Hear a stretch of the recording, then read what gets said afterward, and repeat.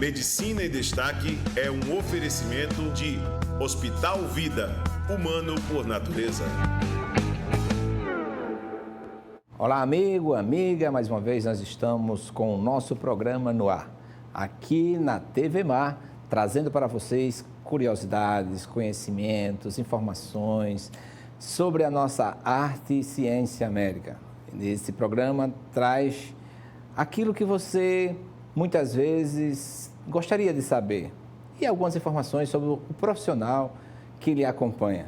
Nós convidamos aqui os profissionais que se destacam pela sua habilidade, pelo seu carinho à profissão, pelo amontoado de conhecimento, as suas experiências, tudo isso exclusivo para você. A nossa convidada de hoje é a doutora Andréa Tatiane Oliveira, ela é oncologista e hoje nós vamos falar um pouco, mesmo não sendo o mês de outubro, mas vamos falar sobre câncer de uma forma geral, não especificamente o câncer de mama, sobre os cânceres principais que acometem a mulher. Então, nós agradecemos a doutora Tatiane por estar aqui. Muito obrigado por atender o nosso convite, doutora Tatiane. Quem agradece a oportunidade sou eu, né? Uma honra estar agora aqui do lado do professor conversando. Muito obrigada pelo convite. E por falar em professor, vocês vão embora, a alegria do professor é quando chega outra turma, porque a saudade você começa a sentir desde o primeiro dia de aula. E após você sair da universidade, que caminhos você andou e quais foram os trajetos para a sua formação em oncologia? Eu terminei aqui, o professor foi meu professor na UFAL, terminei a faculdade de medicina e fui fazer residência de clínica médica no interior de São Paulo, no Hospital Regional de Presidente Prudente. Foram 2 anos de clínica. Na verdade, para a gente fazer oncologia, existe o pré-requisito que é a clínica médica. Então, fiz 2 anos de clínica e fiz oncologia em Minas, né? No Hospital das Clínicas de BH, da Universidade Federal de Minas Gerais. Então, foram 3 anos de oncologia em Belo Horizonte. Terminando a oncologia, não demorou nem um mês. Eu tinha voltado para Maceió, voltado para a terrinha para poder seguir aqui como oncologista. Cantava todos os dias, ai, ai, que saudade, que dó, viver longe de Maceió. Tanto é que não demorou, eu acho que foi acabando, em menos de uma semana foi voltando. Eita, que maravilha, como é boa essa terra, não? Me diga uma coisa, e por que a oncologia? O que é que lhe chamava a atenção na sua formação acadêmica que seguiu a especialidade de oncologia? A oncologia não fazia parte da disciplina, né? Não entrava na disciplina das disciplinas obrigatórias da grade. Hoje já é diferente, inclusive eu sou professora de uma faculdade de medicina na disciplina de oncologia, mas antigamente não. Então, a oportunidade que eu tive foi fazer um estágio. O estudante a gente estava sempre atrás de estágio e surgiu um estágio em oncologia. E foi nesse estágio, no 4º ano de faculdade de medicina, que eu me encantei. Na verdade, o estágio era em cuidados paliativos para pacientes oncológicos. E aí foi que eu conheci o mundo da oncologia. Eu conheci o mundo da oncologia através dos cuidados paliativos, né? Tanto o estágio terminou, eu terminei o estágio até deixou de existir, eu continuei acompanhando o médico que naquela época era um dos responsáveis pelo estágio. Enfim, e foi o estágio que me apresentou ao mundo da oncologia, que eu entrei no 4º ano de medicina e nunca mais saí. Com a permissão de tantos profissionais que acompanham o nosso programa, mas existem pessoas leigas, pessoas simples também. Eu estive em União dos Palmares, uma pessoa disse, olha, assiste seu programa, vejo lá no YouTube, na TV Mar, etc. O que é a oncologia? Que ciência é esta? Oncologia é a ciência que estuda, né, e que trata e que acompanha os pacientes com câncer, né? E aí, talvez a pergunta melhor para a gente responder é o que é o câncer, né? Isso. O câncer, na verdade, é uma doença genética, não necessariamente hereditária, mas é uma doença genética que ocorre com alguma alteração ali nos genes, né? Alguma mutação nos genes, que faz uma célula começar a se multiplicar de forma desordenada, sem ter um mecanismo de bloqueio daquela proliferação celular eficiente. E a partir daí, aquela célula vai se proliferar no local de origem. Eu falo que onde tem célula pode ter câncer, então por isso que a gente tem câncer de mama, câncer de útero, de ovário, câncer de pulmão, sistema nervoso central, enfim. linfomas, leucemias. Onde existe célula, pode existir câncer, né? E de uma forma geral, quando não diagnosticado inicialmente, quando não tratado inicialmente, é uma doença que pode evoluir para uma doença metastática. Ela essencialmente tem um caráter genético ou fatores ambientais interferem também? Toda vez que a gente fala em câncer, a gente está falando de uma doença genética, mas a gente está falando também de uma doença que pode ser hereditária, ou seja, que passa de pai para filho, de mãe para filho, mas uma doença que muitas vezes a gente está falando de comportamento, né? Então, muitas vezes é o meu comportamento, né? Eu posso não ter nenhum caso na família, na verdade, a gente fala que 85% dos casos de cânceres, eles não são hereditários, eles são esporádicos, aconteceu ao acaso, geralmente relacionados ao nosso estilo de vida. Hábitos de vida, como alguns, tabagismo, o etilismo. Hoje a gente fala muito em qualidade de vida, em saúde física e mental, mas a obesidade, não fazer atividade física, hábitos alimentares. Né? Quando a gente fala de câncer coloretal, a gente está falando de um câncer muito relacionado ao uso excessivo, né? De carne vermelha, mais de 500 miligramas por semana, e processados, embutidos. Sei. Então, se a gente for pensar hoje, como a gente se alimenta, ou como a gente se alimentava, acredito eu, muito melhor do que antes. A gente se alimentava muito melhor antes do que agora, tá? Tanto é que algumas das campanhas dos órgãos, né, das ONGs, nacionalmente conhecidas em oncologia, é contra a obesidade, na verdade, lutando para evitar a obesidade infantil, porque a obesidade infantil vai repercutir no adulto, não só, mas com a probabilidade maior para câncer, mas assim como outras doenças. Então, a gente está falando realmente de uma doença muito relacionada aos hábitos de vida. Sim. É verdade que todos nós, a questão é tempo, teremos câncer? Não. Todos nós não teremos câncer, mas uma grande maioria da população, na verdade, quanto mais velha a gente vai ficando, maior a probabilidade de a gente ter câncer, né? Tanto é que é uma das doenças que mais cresce, não só no Brasil, mas como no mundo. Por quê? Porque a população está envelhecendo. Então, quanto mais velho eu vou ficando, maior a possibilidade de eu ter um câncer, tá?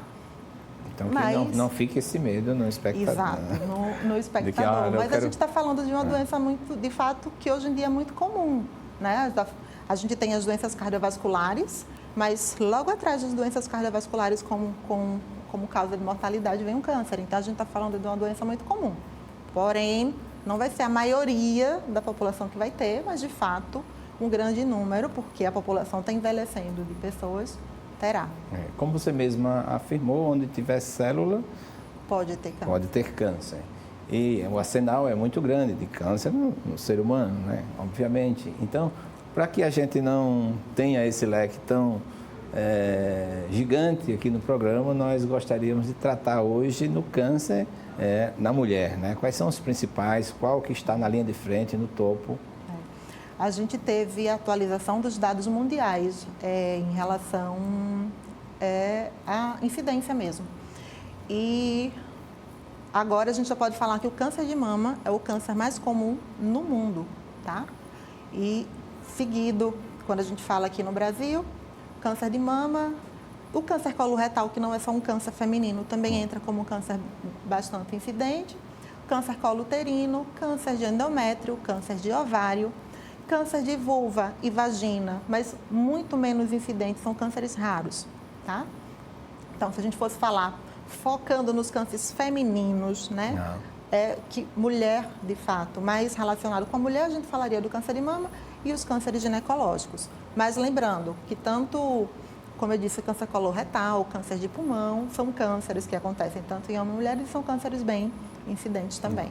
O José tem umas fotos aí, vamos fazer a topografia desse câncer para os nossos telespectadores, para que possam acompanhar. A doutora Andréia poderia falando sobre essas imagens a serem colocadas. Pode colocar. Importante destacar aí o aparelho reprodutor feminino, né? Nesse mês de setembro tem 2 campanhas acontecendo, uma delas é exatamente a campanha do Setembro em Flor, que que fala, né, que visa esclarecer a população sobre os cânceres ginecológicos, e tem a campanha do câncer coloretal também. Mas ali é porque muitas vezes a gente fala e a mulher não entende o que é que está acontecendo ali, o que é que tem naquele órgãozinho. Então, essa imagem e teve a segunda imagem, a gente consegue identificar de forma mais efetiva aí o que é que a gente está falando quando a gente fala do útero, né? Do corpo do útero. A gente tem o canal, que é a vagina, o colo do útero, né? Que é essa região de transição entre o corpo uterino e a vagina, que é onde, nos países subdesenvolvidos, no nosso Brasil, é um câncer muito incidente, o câncer de colo uterino, relacionado com HPV, relacionado com atividade sexual sem camisinha, tá? Depois a gente vai ter o câncer do corpo uterino, né? O câncer que a gente chama de endométrio, e o câncer de ovário também. Para muitos países desenvolvidos, né? Países do primeiro mundo, esse de colo uterino... O câncer colo uterino acaba sendo um câncer, infelizmente, de país em desenvolvimento ou subdesenvolvido. E não seria diferente no Brasil. É um câncer que tem total relação, mais de 90% dos casos, tem relação com HPV. Então, é um câncer que hoje, é um câncer que, de fato, a gente tem prevenção de forma efetiva, que é a vacina. Tá? Então, tem vacina disponível para os adolescentes, né? Que a gente tem também uma maneira de fazer rastreio.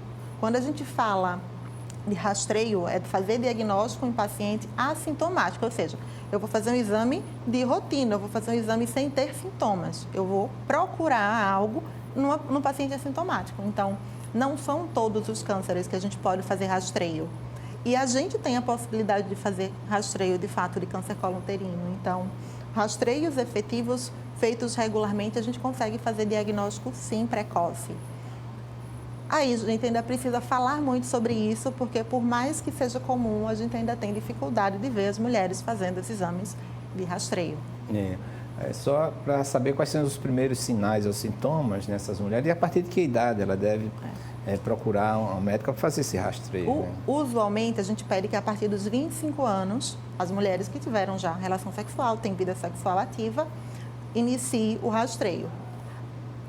A gente fala também que, pelo menos, hoje em dia tem pacientes iniciando a vida sexual ativa muito cedo, né? 12, 13 anos. Né? Exato. Então, 12 a 13 anos, pelo menos uns 10 anos depois, começar a fazer esse exame. Então, na média, a gente fala que é a partir dos 25 anos, para o paciente fazer o exame anual. E na ginecologista, sempre, tá? Como eu disse, fazer rastreio é fazer diagnóstico em paciente assintomático. Então, não preciso ter sintomas para ir. Porém, se eu tiver algum sintoma, como sangramento fora do período menstrual, dor durante a relação sexual, que a gente chama de dispareunia, sangramento após a relação sexual, dor pélvica, né? Um corrimento que não seja habitual, a gente fala até corrimento, parece uma água de carne, sabe? Um pouquinho sanguinolento, ou um corrimento um pouquinho mais abundante, com odor fétido.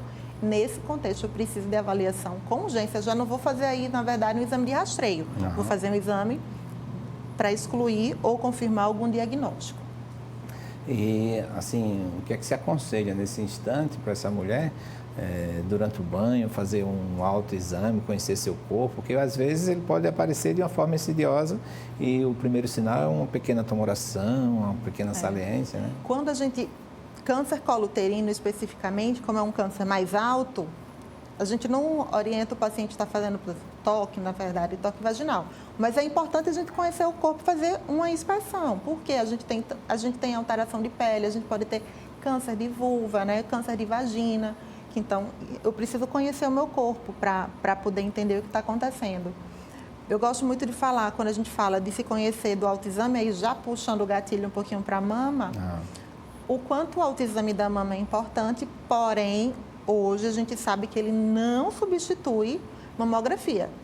Por quê? Porque o autoexame, muitas vezes, eu vou identificar uma lesão que já está um pouquinho mais avançada, né? Quando eu faço toque e palpo, eu vou fazer o diagnóstico de uma lesão que eu já estou sentindo. Então, geralmente, não costuma ser um diagnóstico precoce, né? Certo. Porque eu estou tendo algum sintoma. Então, é importante a gente conhecer, se conhecer como mulher, né? Para eu entender, quando tiver algum sintoma que não é usual, que não é habitual, eu procurar atendimento. Esses sintomas são, de uma forma geral, dor, né? Uma pequena Quando a gente, focando agora, saindo um pouquinho para câncer de mama, geralmente na mama é sentir um caroço, um nódulo, às vezes ter um extravasamento de sanguinolento, né? Ou mesmo você começar a eliminar substância como se fosse leite, uma mama, apenas em uma mama, mas o mais comum são sangramentos mesmo, descarga papilar, como a gente chama.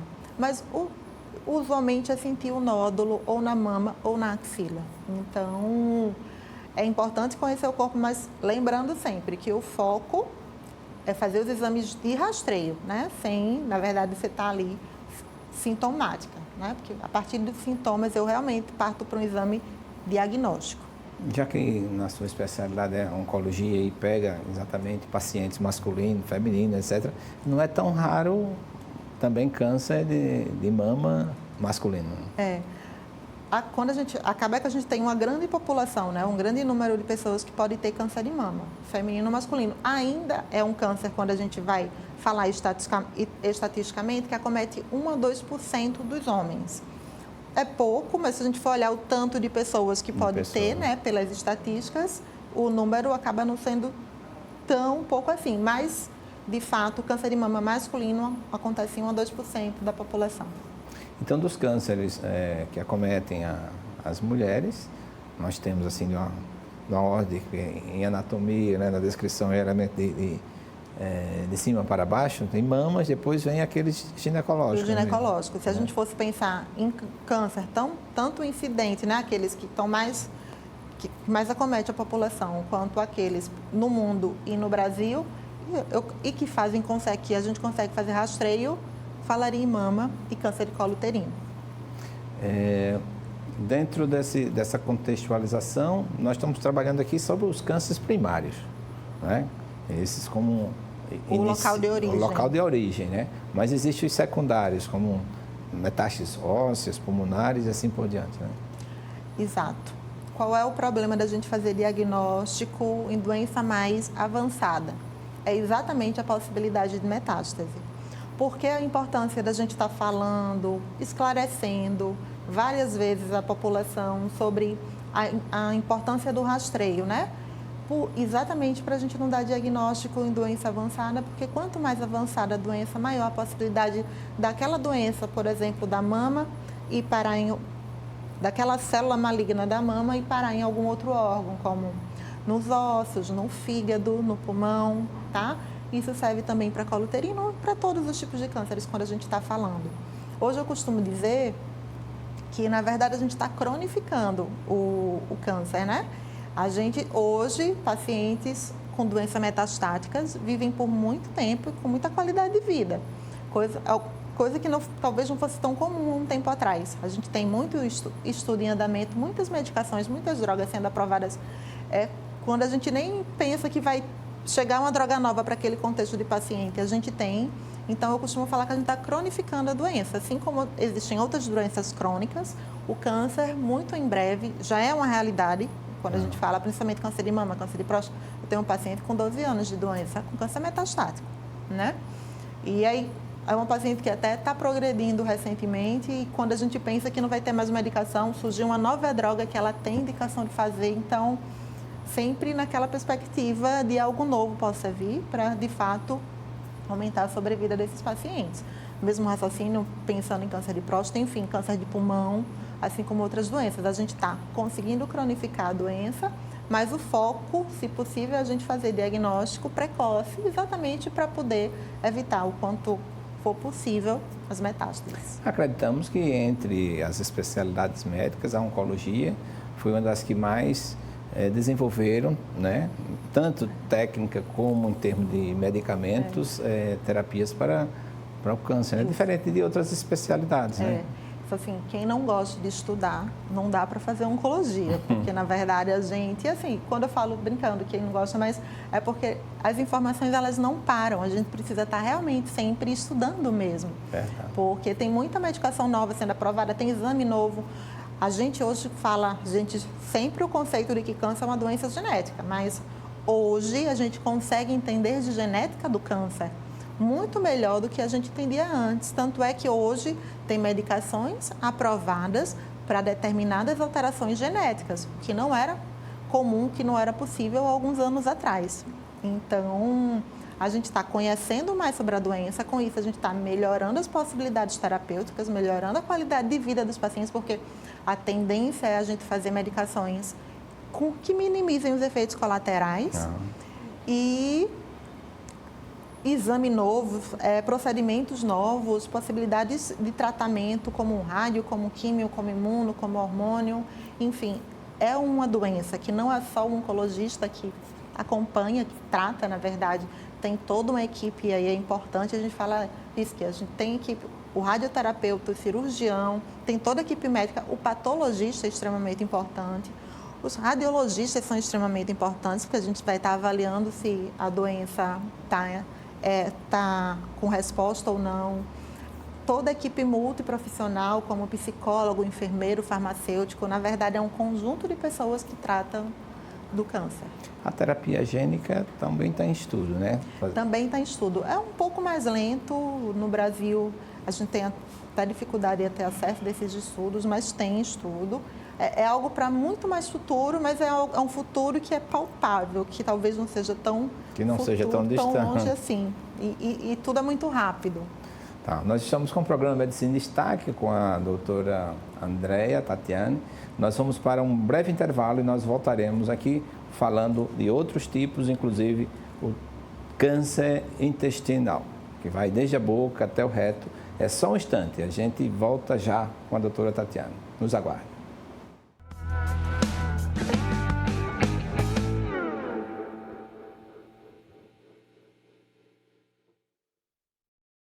Amor não tem tamanho, amor não tem cor, amor não tem raça. O Biscoito, o Madiba, a Branca e tantos outros estão esperando serem adotados por você. Não compre, adote. Grupo Pata Amada. Você já sabe que pode contar com pronto atendimento no Hospital Vida para os casos de emergência. O Hospital Vida dispõe de todos os procedimentos de excelência. O único hospital na Ponta Verde conta com centro cirúrgico, UTI e centro de diagnósticos. Porque quando a vida depende de segundos, o Hospital Vida está pronto para cuidar de você e de quem você ama. Hospital Vida, humano por natureza. Diretor técnico médico Miguel Arcanjo Barbosa, CRM 1345 Lagoas.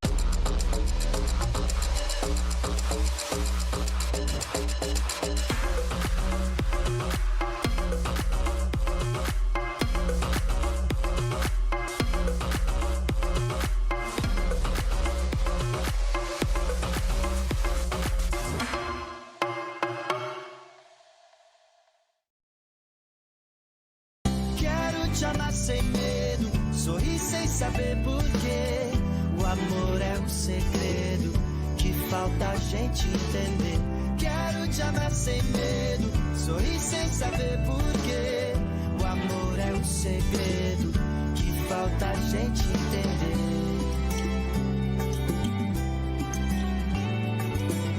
Quero 98. A rádio que te move.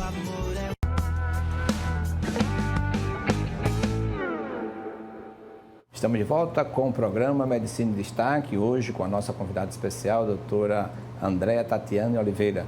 Nós estamos falando sobre cânceres no sexo feminino, câncer em mulheres.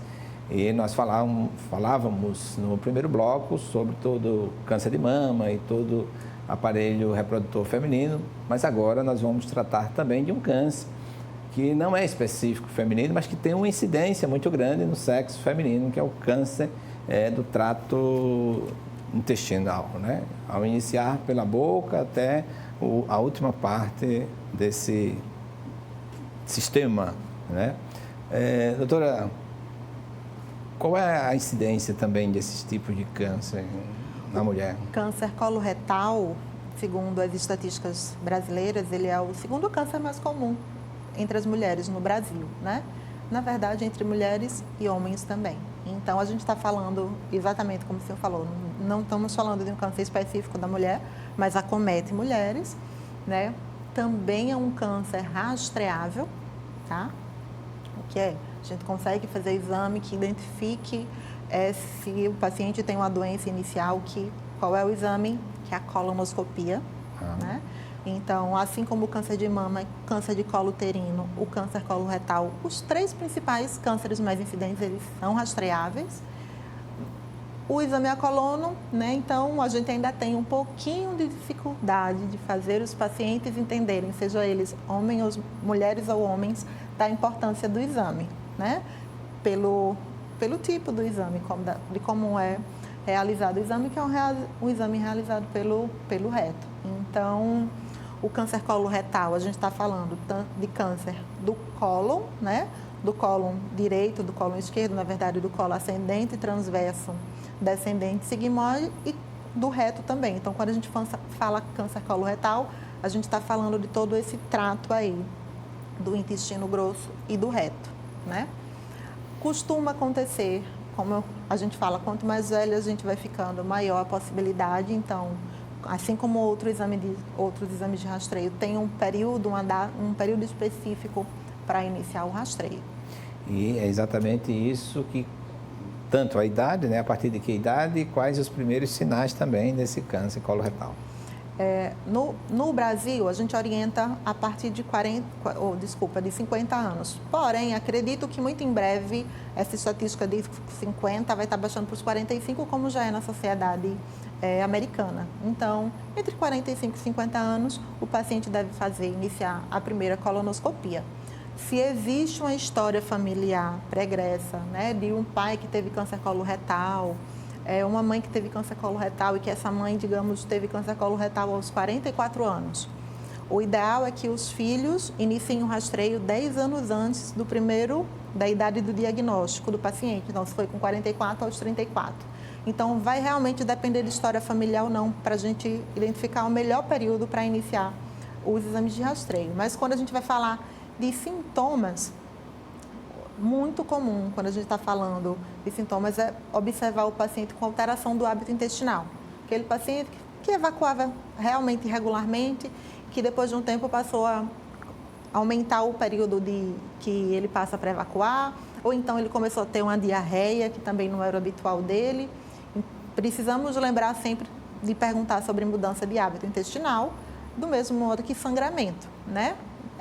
É mais comum os tumores de cólon descendente, de sigmoide, ao ter sangramentos, tá? Visíveis, se você observar nas fezes o sangramento. Então, dor abdominal, perda ponderal. Geralmente, dor abdominal e perda ponderal, a gente pode estar falando de uma lesão mais localmente avançada, não uma lesão tão inicial, mas, de uma forma geral, alteração do hábito intestinal e presença de sangue nas fezes. Especificamente o câncer de reto, né? Teria uma medida assim preventiva ao se limpar,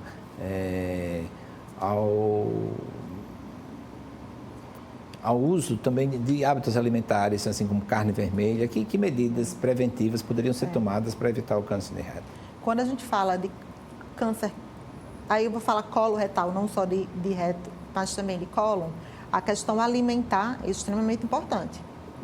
A alimentação excessiva com carne vermelha, processados, ganho de peso, né, obesidade, ingesta pobre de fibras, de frutas, de verduras.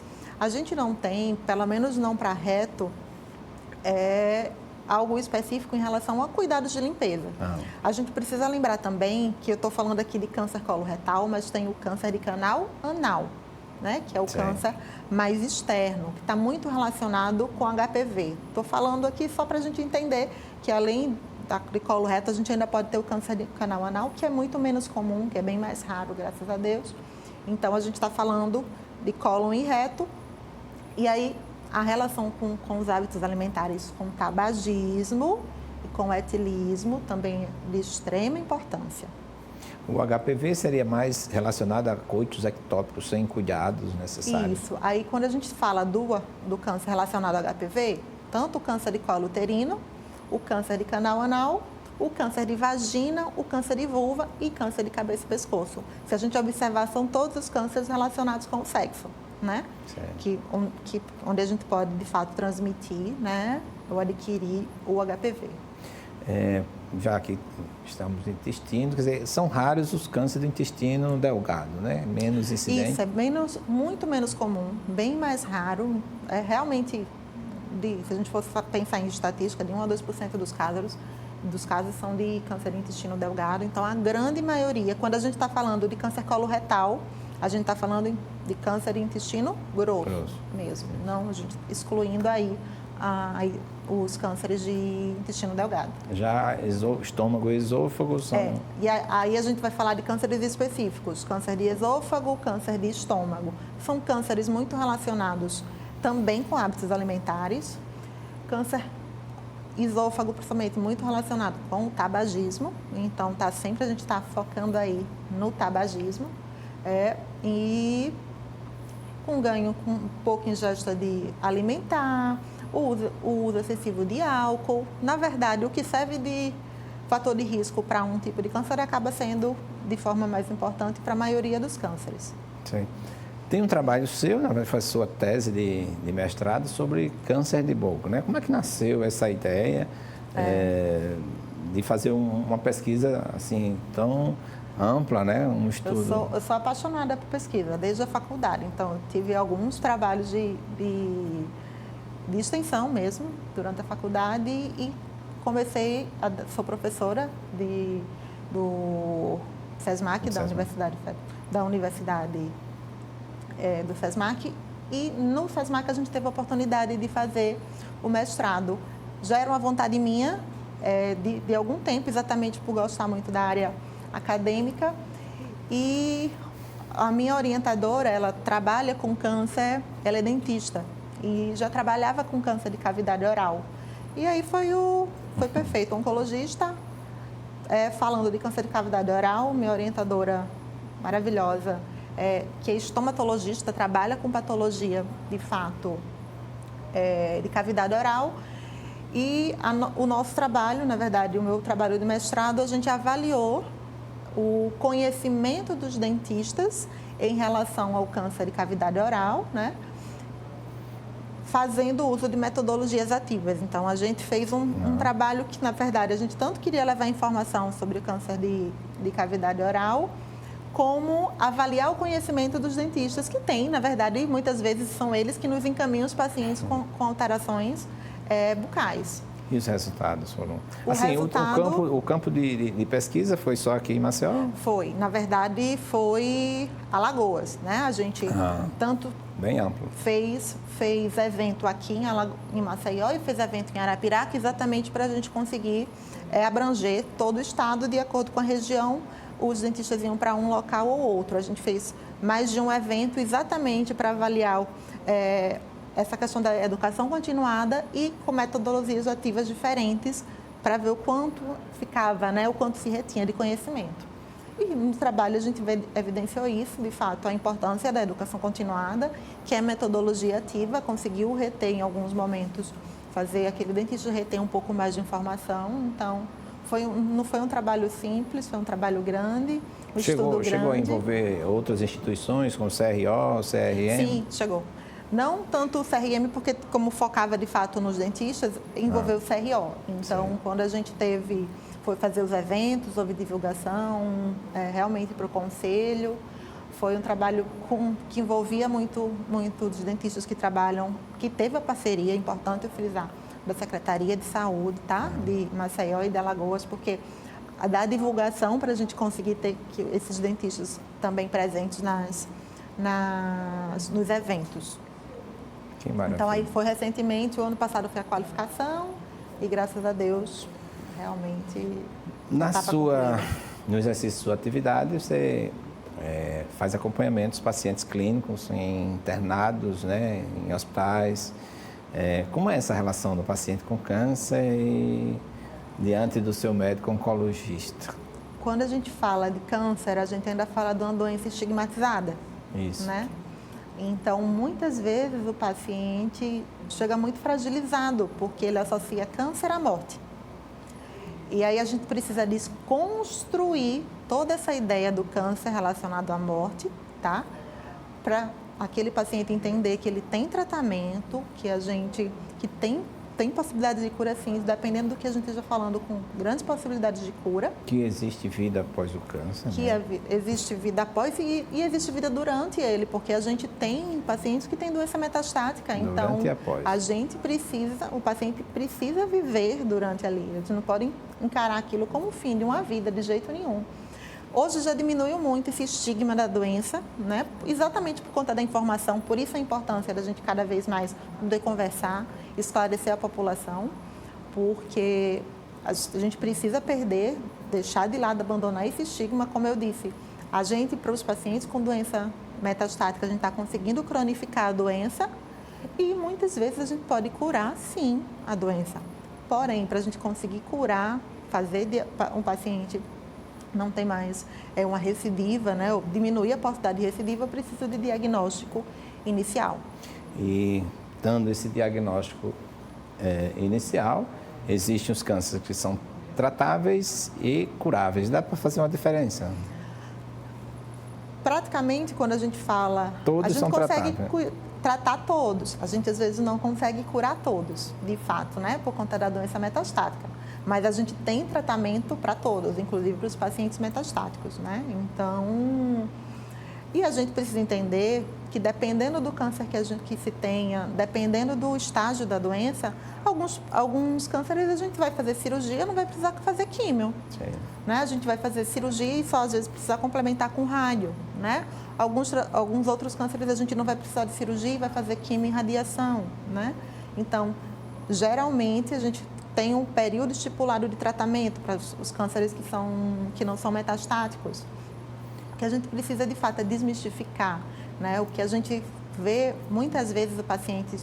A oncologia não é uma especialidade que o paciente costume ir, como vai no ginecologista, como vai, enfim, no urologista, no cardiologista.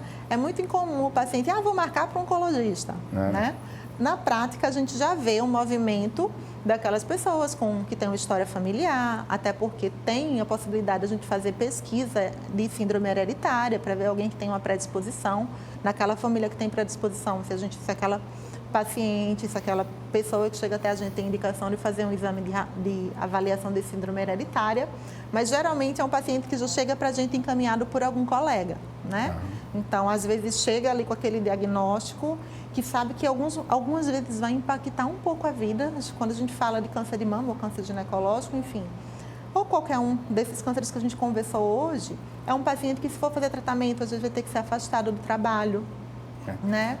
Ao meio a essa gama de tratamento, existem os cuidados paliativos, né? Sim. O que são e como é a prática dos cuidados paliativos. Toda vez que a gente fala em doença metastática, a gente já pode iniciar cuidados paliativos associados. Então, doença metastática, doença que não passa em um órgão só, a tendência é que, com o passar do tempo, do tempo de doença, o paciente vai ficando um pouco mais sintomático e aí aqueles cuidados paliativos iniciais, que eram poucos, talvez a tendência é aumentando a demanda dos cuidados que a gente faz associado. A questão, hoje em dia, eu tento até usar cuidados integrativos, cuidados auxiliares, controle de sintomas, exatamente porque ainda é difícil falar a palavra cuidados paliativos e algumas pessoas entender como paliativo algo que eu não tenho mais que fazer, né? Porque o que na prática a gente pode fazer é tratar a doença, sim, associada aos cuidados paliativos, que é o melhor controle de sintomas, né, do paciente. A gente está lidando com uma questão familiar, né? A gente não está falando só de sintomas físicos, a gente está falando de sintomas emocionais. Cada paciente tem sua crença, cada paciente tem sua família. E os cuidados paliativos acabam abordando tudo isso, visando a melhor qualidade de vida do paciente durante todo esse processo de doença metastática e de seus familiares também. A informação ao paciente acerca do diagnóstico melhora ou piora? Porque às vezes tem um estigma, e às vezes a família não diga a ele, doutora, não diga a ela, pelo amor de Deus. Hoje a gente vive um momento que é difícil esconder as coisas, porque a gente tem internet. Verdade. Então, assim, eu tenho tia com 72 anos que pega o celular, manda WhatsApp, manda áudio, que vai lá, olha na internet. Então, até para aqueles pacientes que a gente poderia... Não conte tudo. A informação está aí É muito fácil de você obter informação, né? Eu sempre falo que o paciente, se ele me pergunta se ele tem câncer, e ele tem câncer, eu não posso dizer que ele não tem, né? É o direito à verdade, né? Por exemplo, exato. Em alguns países é o direito dele e ele tem que saber. Em outros ficam nessa... Mas tem que avaliar o perfil exato, dependendo psicológico. da família, dependendo do paciente, a gente vai dar informação da importância de se fazer tratamento, de que existe, de fato, uma doença que a gente está tratando, com maneira e com cuidado. Mas isso, eu falo que é uma relação construída, né? É uma relação intensa, não desmerecendo outras especialidades de jeito nenhum, mas muitas vezes você vai para alguns médicos a cada 6 meses, anual. Geralmente, quem vai para um oncologista, se for para fazer tratamento, ele vai bem mais regularmente. Então, você tem uma relação aí, de uma construção de uma relação.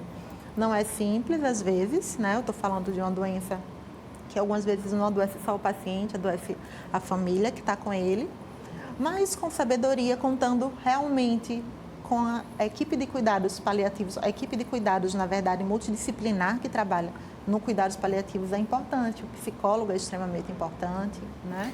Nesse contexto, assim, pela sua experiência, pelo tempo que já exerce a oncologia, esse envolvimento familiar é importantíssimo, mas a questão da fé, é importante o paciente que tem fé, que acredita, ou que algumas pessoas oram por ele, daqueles que não são agnósticos e que ninguém ora. Já viu algum resultado? Já existem pesquisas nesse sentido, isso, né? Na verdade, já existe pesquisa que evidencia que quem vive a espiritualidade, a gente não está falando aqui de religião, mas quem vive a espiritualidade, a gente pode ter resultados de fato diferentes. Então, isso já é cientificamente comprovado, né?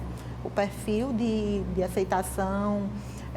A gente sabe que é normal durante um diagnóstico, o processo de negação, quase todos os pacientes passam por ele, mas depois que você aceita aquilo e a maneira como você vive a doença e a sua relação com Deus e com a fé, a gente vê o quanto às vezes isso é impactante no resultado dos tratamentos, até nos efeitos colaterais. Superam mais, suportam mais. Ou tem menos. Entendeu? Ou tem menos, porque entende, não, é uma fase, eu estou passando por isso, Deus está no controle, seja feita a vontade dele, eu vou fazer a minha parte, né? Enfim, não é simples, eu costumo realmente perguntar sempre isso, já faz parte da anamnese, a gente sabe, mas é importante, como está a sua relação com Deus, como é que você está vivendo essa espiritualidade. Tem paciente que diz, meu Deus, eu tô perdendo a minha fé, eu digo, não faz isso. Volta, se reencontra, porque é extremamente importante. É importante para o profissional também ter essa fé? Para mim é. Eu não consigo falar em relação a outros profissionais, mas para mim é extremamente importante. A minha fé impacta em como eu também me relaciono com meus pacientes. Maravilha. Me diga outra coisa, assim, na sua atividade, o que é que mais lhe faz feliz na sua especialidade? Assim? Hoje eu entendi que na oncologia, quando a gente fala sucesso, não está relacionado só a cura, sabe? A gente sai da faculdade pensando que sucesso é curar tudo, toda a situação, e a gente na prática vê que não é isso. Que não consegue. Na oncologia eu aprendi que sucesso é fazer o paciente ter qualidade de vida e viver bem, da melhor maneira, independente do tempo de vida que ele tenha, se vai ser um mês, se vai ser um ano, se vai ser 10 anos, a gente não sabe mesmo, tá? A Covid veio aí para mostrar para a gente que a gente não sabe de nada, que de um dia a gente está aqui, o outro dia a gente pode não estar. Então, o que me deixa feliz fazendo o meu trabalho é entender que eu posso estar impactando vidas de maneiras, dando qualidade de vida para o paciente, sabe? Então, eu saio de casa todo dia pensando o que é que eu posso fazer hoje de melhor para aquele paciente que vai melhorar e impactar a vida dele. Qual é o melhor tratamento que eu posso dar para aquele paciente? Às vezes, e é bem interessante isso, os pacientes costumam se relacionar, eles costumam formar grupos, a gente está na era da internet. E tem muitas vezes, só que alguns, primeiro que quando a gente fala de câncer de mama, por exemplo, são vários perfis de doença em uma só. Verdade. Né? Isso serve para os outros cânceres. Então, nem tudo que serve para um paciente serve para outro paciente. Quando você vai se relacionando com o paciente, você vai entendendo que, às vezes, aquele tratamento que outro paciente está fazendo com a mesma doença dele, às vezes não serve para ele, né? Paciente que não vai ingerir bem, não vai aceitar bem medicação oral, às vezes é mais interessante fazer endovenosa, né? Ou um tratamento que vai, enfim, dificultar um paciente que mora em outra cidade, que às vezes tem dificuldade de vir aqui, né? Até a escolha do tratamento que você vai fazer direcionado para aquele paciente, né? Então, assim, hoje eu encaro realmente sucesso como melhorar a qualidade de vida daquela pessoa que está ali na minha frente, daquela família que está ali na minha frente. Dentro das etapas no câncer, existe, como você falou, a primeira é a negação. Você não acredita que vai acontecer. Que outras etapas seriam estas? Tem a fase que a gente chama de barganha, né? De barganha com, enfim, com Deus, com a sua fé, o porquê está acontecendo isso, né? A negação, o quanto cada paciente fica nessas fases, passa por ela, né? Porque eu, né? Porque que... Exatamente, vai depender muito de cada paciente, né? Então, mas o que a gente mais observa na prática é a negação, é a barganha para chegar na fase da aceitação. Fazer, né? Promessas, essas coisas. De fazer promessa, de se questionar por quê. Eu disse, não se pergunte por quê, mas para quê, por estar acontecendo isso. Eu já vi transformações de tantas pessoas depois do câncer, de melhorar a qualidade de vida, porque muda hábitos que às vezes não tinha parado para pensar, da relação com os filhos, porque às vezes a gente está trabalhando e acontece alguma coisa que a vida faz você parar um pouquinho, tem que se olhar e tenho que olhar para quem está do meu lado, né? Então eu já vi pessoas transformadas após um diagnóstico de câncer que nunca imaginou. Não que de agradecer por ter tido, né? Porque conseguiu parar para ver diferente. A gente sabe que não é sempre, é uma doença muitas vezes sofrida, né? Em algumas circunstâncias, de fato. Mas, como eu disse, você consegue tirar e aprender a viver um dia de cada vez mesmo, né? A gente vive numa sociedade que a gente pensa tanto no futuro, né? De ansioso. A gente tem um momento de ansiedade, então a gente quer ter o controle, né? A gente quer controlar. Muitas vezes, quando a gente se depara nessa situação, a gente percebe que a gente não tem o controle, né? A gente aceita, preciso tratar, preciso mudar algumas coisas de fato, reorganizar a minha vida, e a gente vê que muitos pacientes conseguem, sim. Não é simples, exigem mudanças e adaptações. Mulheres que começam a quimioterapia, que menstruavam e no final do tratamento já não estavam menstruando mais, né? Se já estiver ali perto de entrar na menopausa, piora um pouco dessa questão de qualidade de vida até você se readaptar, né? Mas a gente vê grandes transformações. Principalmente no sentido de uma aceitação, quando é incurável, uma aceitação melhor. O ruim é quando você não aceita e vive nesse eterno conflito por apego às coisas assim, materiais. Porque não aceitar, aquilo está ali. Está ali. Não tem como fugir. Não tem como fugir. Então, como é que eu posso viver com qualidade a minha vida? O que é que eu posso fazer para melhorar a minha vida hoje? Porque quando a gente não aceita, a gente fica brigando, né? Vive uma briga constante diária com algo que você está ali, né? Então, isso demanda energia, isso consome energia, né? Isso pode levar a uma depressão, né? Num quadro que já não é simples. Então, mas por isso que eu falo, de fato, do acompanhamento multidisciplinar e da psicologia associado aos cuidados, né? Principalmente quem trabalha com oncologia, o quanto é extremamente importante para os pacientes. Exatamente de ressignificar, né? De resignar, de ressignificar todo esse processo. Eu teve, no início de 2000, conversando, teve um colega que ele teve Covid, né? E ele disse que quando estava lá no leito, estava decidindo se iria ser entubado ou não, a imagem que ele passava, ele disse que vinha a cabeça dele era fazenda de gado e deixar aquilo tudo e etc. Ele disse que foi um momento difícil, né? Graças a Deus ele porque a gente tem a questão do apego. Quer queira, quer não, tem esse apego, né? Então, nesses momentos a gente reavalia, né? O que de fato, se isso vai fazer diferença naquele momento, você está ali, né? E muitas vezes não faz. Que cena? Eu já vi uma cena, eu trabalhava lá no Hospital do Açúcar como plantonista, e um rapaz chegou e a mãe dele estava na iminência da morte, mas estava consciente, era um câncer com metástase, etc. E esse filho veio depois de 30 anos, que morava em São Paulo, veio ver a mãe, né? Mesmo sendo no horário de visita, perguntou se poderia. Claro que você tem acesso, né? Eu me coloquei no lugar dele. Mas a cena, assim, foi bonita, né? Para a mãe, né? Com aquele olhar feliz de uma espera prolongada, anos, poder né? abraçar o filho, né? Você já viu assim alguma cena de um desejo que passou, às vezes de um pedido de perdão ou de uma palavra eu te amo que nunca disse e chegar a dizer, né? Sim, na verdade, esse processo, quando as pessoas permitem, quando se permitem, né? A gente vê processo de perdão, de cuidado mesmo, de doação de alguns familiares que se doam, cuidadores que se doam, né? Amigos que se doam, né? De familiares que a gente entende que quando o paciente está passando por um processo e a gente está fazendo cuidados paliativos, em algum momento a gente pode chegar no processo de finitude mesmo, né? Então, assim, o quanto esse processo, quando a família é bem trabalhada, quando as pessoas tentam aproveitar aquele momento para se despedir, para mostrar amor, o quanto para algumas famílias isso é tão tranquilo, o quanto para algumas famílias isso também é bem doloroso e difícil, né? Verdade.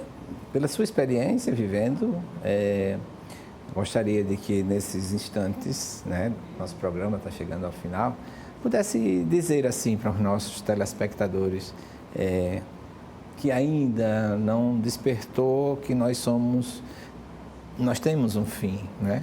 Como aproveitar esses momentos assim, na realidade da vida, para que possa, num momento como este, viver dias melhores e não de angústia e depressão. Independente da nossa crença, né? Nós somos finitos como corpo. Então, eu costumo falar que a gente só tem uma certeza depois que a gente nasce, que é que a gente vai morrer. A gente não tem nenhuma outra certeza. Às vezes o paciente chega dizendo, não, mas eu vou morrer. Eu disse, olha, aqui nessa sala, a única certeza que a gente tem de todo mundo é que todo mundo que nasceu vai morrer. Quando vai ser, a gente não sabe. Então, a gente precisa viver o dia de hoje, a gente precisa viver um dia de cada vez. A gente precisa cuidar da nossa saúde, a gente precisa cuidar de como a gente se alimenta, da atividade física, de meditação, a gente precisa fazer terapia, a gente precisa ter bons hábitos de alimentares, mas mentais também, né? A gente precisa, enfim, você não precisa ter religião, mas você precisa viver de alguma maneira. Tem muitos ateus que são bem mais religiosos, às vezes fazem bem mais, seguem muito mais princípios do que aqueles que às vezes têm, de fato, alguma religião. Enfim, mas a gente precisa viver a vida com qualidade, a gente precisa focar no hoje, porque senão a gente deixa a vida passar, focando sempre no futuro, às vezes trabalhando muito para algo que a gente quer no futuro, deixando às vezes de aproveitar a nossa família, os nossos filhos. Então, se eu tivesse que falar alguma coisa, é que a gente precisa de fato, nós mulheres ou homens, a gente precisa cuidar do nosso corpo, a gente precisa fazer os exames de rotina, não só tem o câncer, a gente está falando de outras doenças, tem outras doenças que a gente faz cuidados paliativos, insuficiência cardíaca, DPOC, enfim. A gente precisa olhar para a gente, olhar para o que a gente come, olhar para como a gente vive a vida, né? Olhar para como a gente se relaciona com a gente, se relaciona com Deus e aproveitar os dias que a gente tem, que a gente não sabe quando, a gente só sabe quando chega, a gente não sabe que vai embora, mas a gente sabe que vai embora. E vai embora. Essa é a certeza. Sim. A incerteza de como vai embora, não sabemos, mas que vamos embora, vamos.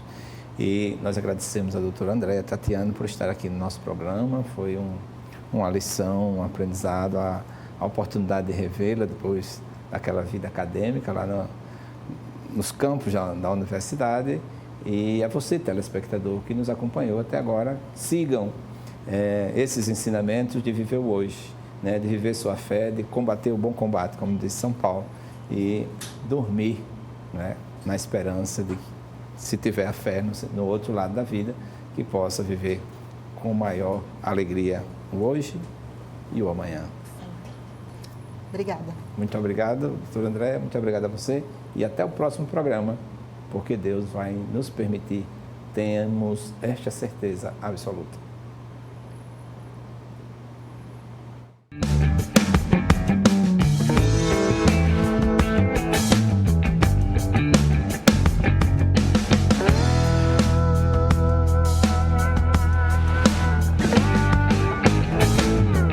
programa Medicina em Destaque é um oferecimento de Hospital Vida, humano por natureza.